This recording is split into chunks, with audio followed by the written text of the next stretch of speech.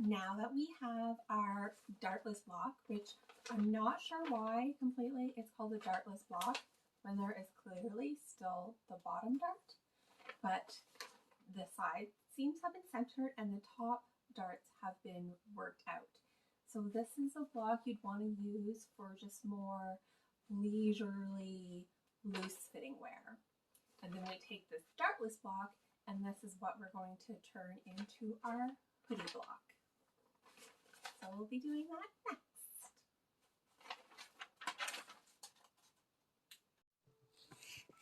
Here we start working with the dartless blocks to make the hoodie block, and we're going to be working with the front and the back at the same time. And what you want to do is to make sure that you keep your center back and your center front parallel and square to your waistline. So I like to draw a line on my paper for the waistlines that I can line them up to, and I kind of try to line that up with my grid that's underneath my paper so that I can make sure that I get my blocks lined up on those lines so that I know that they're in the right position. And you're going to trace off the front and the back, but you are going to make sure that they are 5 centimeters apart from the underarm points to the other underarm point. And this is the extra ease that makes it into like that loose fitting hoodie style. So 5 centimeters is almost 2 inches. The internet told me that it's 1.9685 inches, whatever that works out to, between these underarm points. So it's really like just a hair under 2 inches. And if you did just 2 inches, it's probably not going to make that much of a difference. It's just that tiny bit of added ease. And with this extra ease, we are going to draw a line across joining those 2 underarm points. But first, now that I have my front block in the right position, I finished tracing it out, making sure that my center back and center front are parallel and my waistline is on that line that I have drawn to keep it nice and squared to the front. I think I did choose a bigger marker when I did this. I'm not sure if it makes any of a difference in how well it shows up.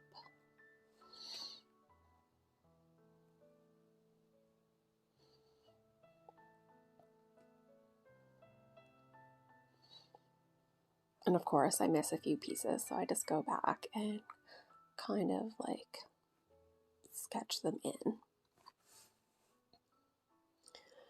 So when we join these 2 underarm points with a line, we are creating a new side seam. So we just make sure, I use my L square to make sure that it is squared to the center back or the center front, whichever way you want to hold your ruler, and you join your underarm points. And then we're going to find the midway point on that line, and that is going to be our new side seam. And we're just going to draw that straight down to the waistline.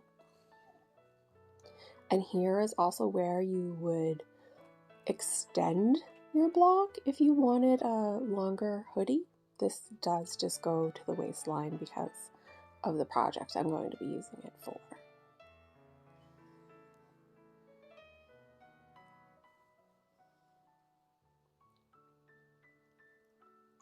You can see I use I believe it's called a hem gauge to do my measuring. I need a smaller clear metric ruler. I don't know what happened to mine, but it's handy.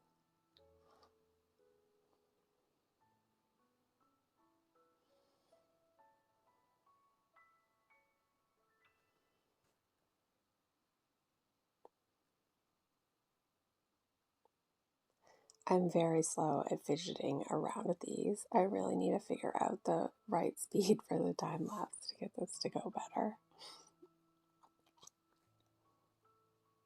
So with our new side seam made, we are going to lengthen the shoulder points next.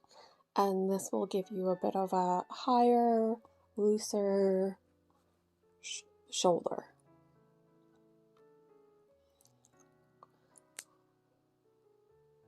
So to lengthen the shoulder point, we are going to lengthen it by 2.5 centimeters or 0.984 of an inch, almost an inch, really.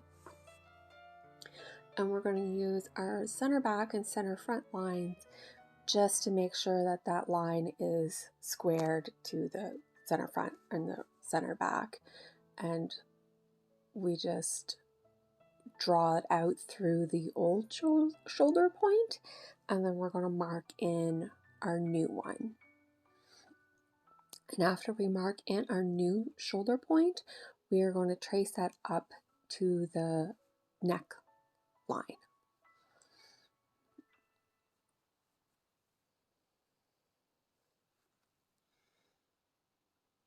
It really is very easy. You're just adding in ease and looseness. And you could add in more or less, but this is sort of like the standard of like where to start. And if you know you wanted a much like lower shoulder, then you would just add more.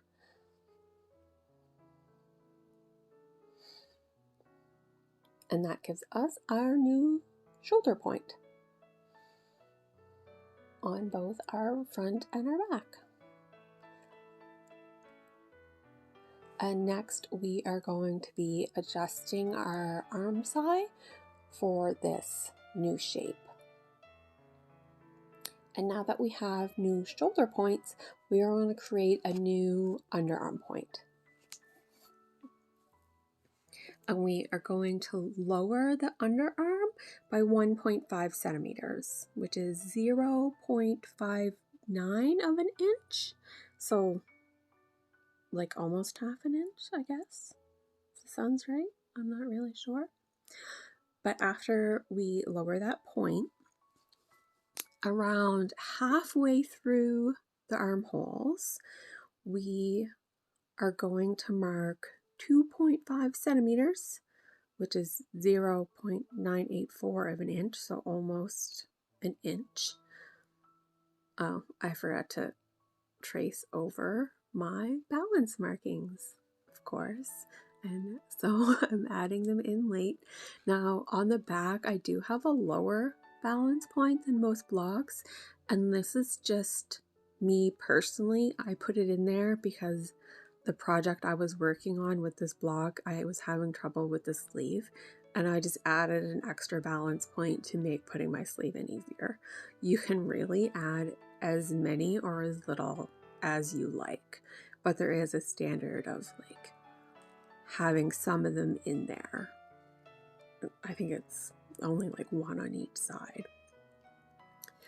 So about halfway through the armhole, we're going to be adding extra points, and it's sort of around where the top balance marks would be for like your notches, but really it's about halfway. You just kind of judge by eye. There is no like exact place. And I just use my seam gauge to mark out my 2.5 centimeters, and I kind of just like randomly notch it around the arm side. And then we're going to take our curved ruler and we are going to kind of connect the dots to make a new arm shape. And we're going to be joining the new shoulder point with the new underarm point and making sure to catch some of those extended arm side points that we are adding about halfway through the armhole. And you can use any French curve or any curved ruler that you have. You can even kind of draw it in by eye if you like. I really like this ruler that I have, it's marked front arm side and back arm side, so they are like slightly different, and I just find this is really easy to get a really nice shape that I like. But I do actually end up going back and doing it twice to make it more horseshoe and less like eggy shape, which I think I did before. But again, it comes from like when you sew a lot and you look at a lot of patterns and a lot of arm size shapes, you sort of get a feel for like how it should be, and also about what arm shape you personally like better. And there really is no right or wrong. It's really just like what shape you like on your body and for sewing. So you can see I'm not really happy with the bottom of that curve, so I kind of just play with my ruler, matching it up, sort of seeing how I like it. And it's only a smidgen more that I draw it in, but I like this line a lot better, so that's what I do. But I make sure to catch that underarm point and sort of one of the other points along the side. And you can see I'm using my front and back of this curve ruler that they unfortunately don't make anymore. And I'm really sad because mine's broken.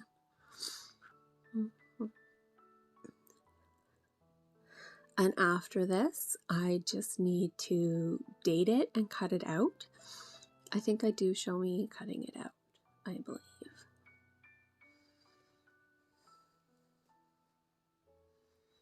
And I know some people worry about like where on your line you're supposed to cut it out. Like, do you cut it out like to the outside of the black line or right on the black line or to the inside?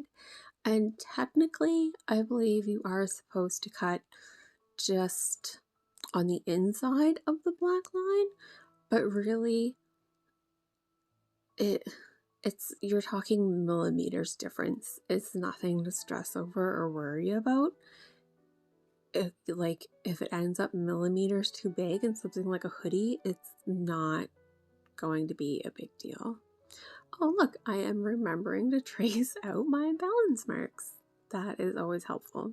Not that I'm adding a sleeve into this one here, but you know, eventually I will be.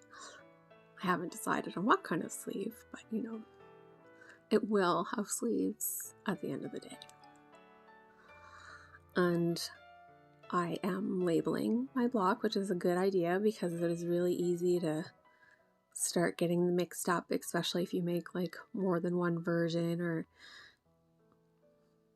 you know, different sizes. You made a mistake and you didn't label it, and then you made a second one that didn't have a mistake and you didn't label it. You might accidentally pick up the wrong one. It's just a good habit to kind of get into the habit of.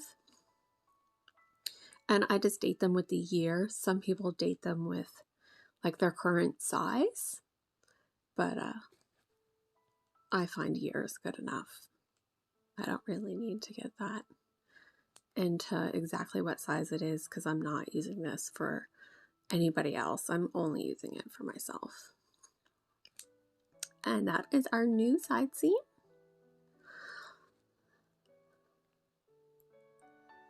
And I kind of scribbled on the line that I didn't want so that I'd make sure to cut out the line I did, so that because I am forgetful as a goldfish, and if I hadn't scribbled on the line, I very easily could have forgotten which line it was I was supposed to be cutting, which is kind of crazy because I just have to look at it, but it's like my brain between drawing mode and cutting mode, like it wouldn't have understood. I'm sure not everyone is like that, but anyone that is can relate.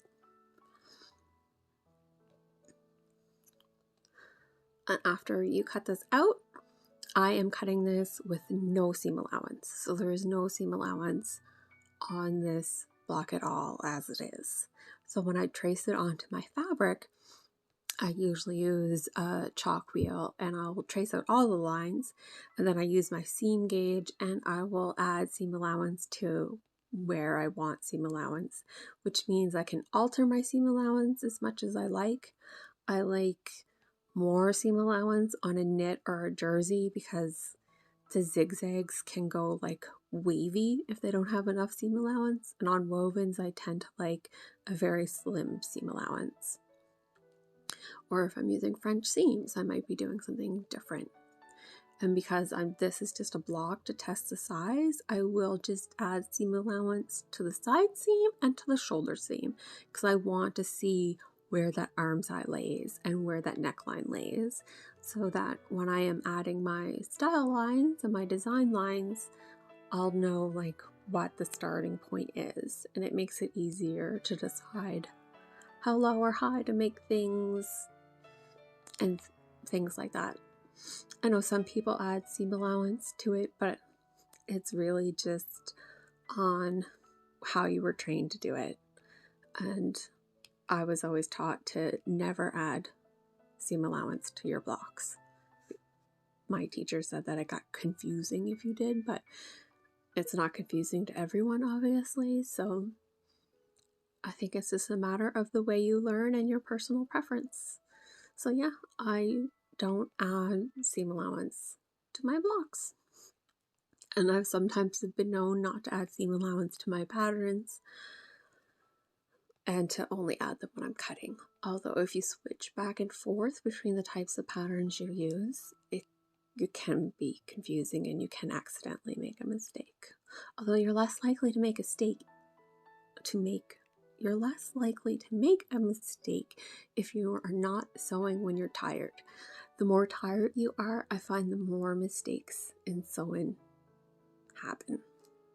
So always sew when you're refreshed. And here is my completed hoodie block for 2023.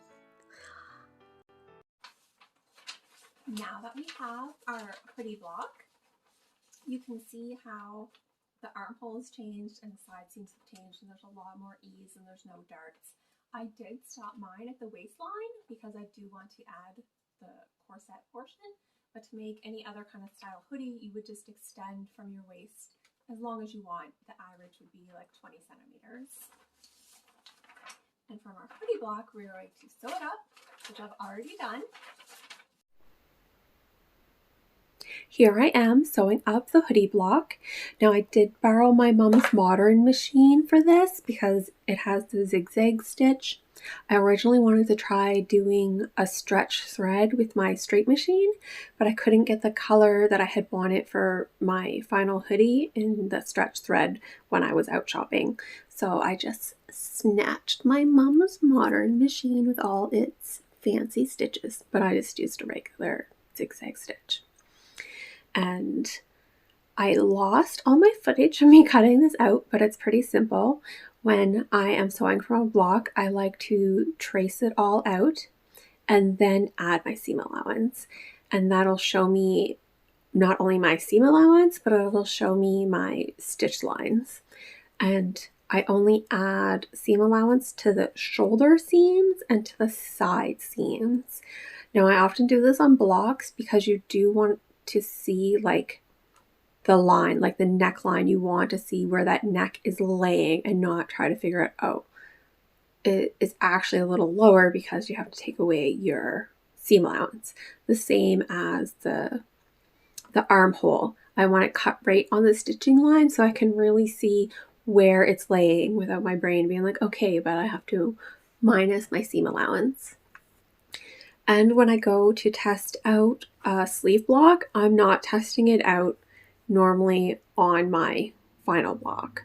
And if I was, I would just make a second one and check it on that one, which seems wasteful, but it's more helpful and you get a more precise idea.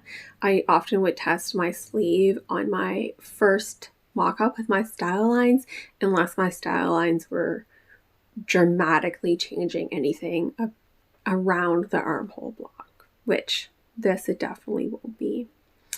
But it's pretty easy. You just stitched your shoulder seams and your side seams, and you don't even need to press them to look at it on yourself or your mannequin.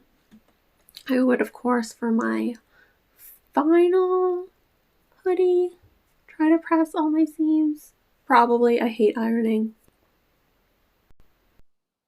So here is our hoodie block, and I am showing it on this mannequin because this is the size I was when I made that block, and this mannequin is for that size.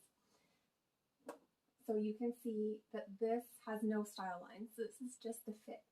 So is it off the shoulder as far as you like? Is the armhole as low as you like? Do you want it lower? Do you want it higher? This is the neckline to be like high. This is a block neckline, not a style neckline. So from here is where you adjust it in your drafting. If you want to add openings or closures, of course, extensions. This is ended at the waistline just because I am adding the corset portion to it. And I'm going to add an opening in the front. So from here is where you do your style lines. This is just to make sure that the block you're working with has the ease and fullness that you want. And hopefully next week I'll be showing you how to make a corset block out of your personal block. So check back, and I hope we all have fun making our corset hoodies and that it goes well as can be expected. Thank you for watching. Bye.